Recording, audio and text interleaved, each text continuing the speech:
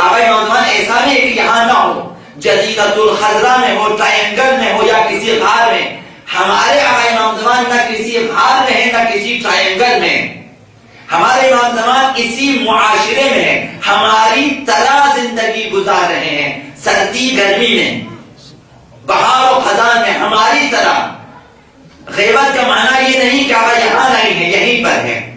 غیبت کا معنی یہ بھی نہیں ہے کہ آقا امام زمان کہیں موجود ہے اور ہمیں نظر نہیں آتے، ایسا بھی نہیں ہے. آقا امام زمان نظر بھی آ جاتے ہیں، سب دیکھ سکتے ہیں آقا امام زمان کو.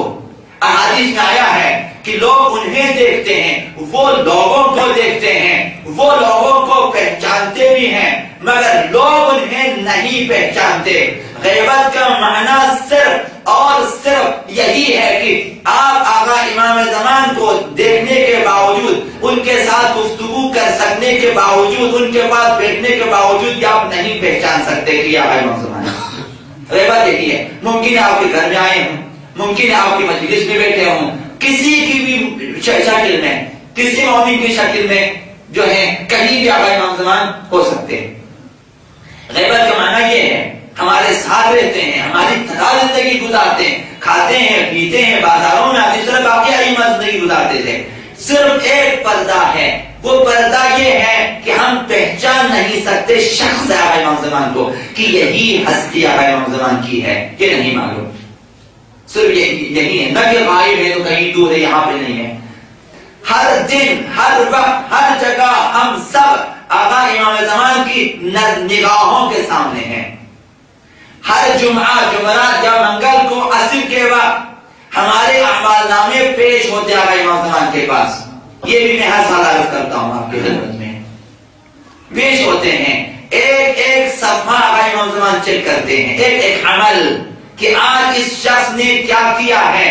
فجر کی نماز ادا ہوئی ہے، قضا ہوئی ہے، نیند میں پڑھی ہے، بیداری میں پڑھی ہے، نماز کے بعد سویا ہے، قرآن کی تلاوت کی ہے، اس کے بعد ناشتہ کیا، کہاں چلا گیا، وہ اپنے کاروبار میں دھوکہ دیا ہے یا جائز ناجائز کا خیال رکھا وغیرہ وغیرہ.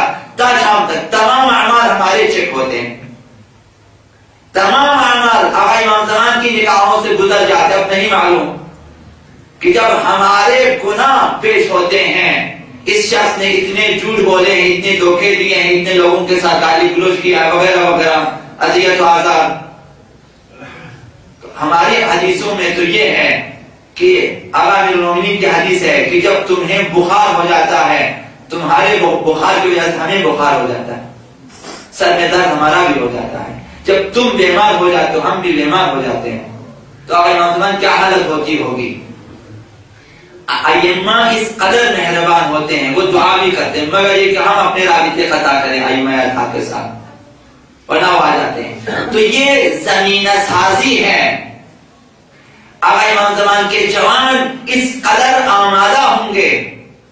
یہ بھی میں بار عرض کرتا ہوں کہ وہ جوان شاید ہمیں نظر نہ آئے، ایسے جوان ہوں گے جو اپنے گھروں میں نہیں سوئیں گے، گھروں کی چھتوں پہ سوئیں گے تاکہ کہیں آقا امام زمان ظہور کرے اور آواز دے تو گھر میں شاید سننے میں دیر ہو جائے، چلنے میں دیر ہو جائے. ایسے جوان ہوں گے آمادہ، آقا امام زمان کی خدمت کے لیے ہوں گے، وہ چھتوں پہ سوئے ہوں گے. جب آقا امام زمان کا ظہور ہوگا تو یہ لوگ فوراً بیدار ہو جائیں گے اور چلیں گے آقا امام زمان کی طرح. صبح کو آقا امام زمان کی خدمت میں یہ لوگ مکے میں ہوں گے. اس قدر آمادگی چاہیے ہمیں. ہماری عزاداری، ہماری نمازیں، ہمارے جلوس، ہمارے سب کچھ اسی ظہور کے لیے ہونا چاہیے. آقا امام حسین نے اسی ظہور کے لیے یہ قربانیاں دی ہے تاکہ ہم گمراہ نہ ہو جائیں. اگر ہم یزیدیت میں گرفتار ہو جائیں تو ظہور سے ہم دور ہو جائیں گے، ہم ظہور کو نہیں پا سکیں گے. امام حسین کس لیے؟ تو اپنی منزل وہ قرار دیں، نہ قبرستان. قبرستان آپ کے مردہ جسم کے لیے ایک عارضی ٹھکانہ ہے.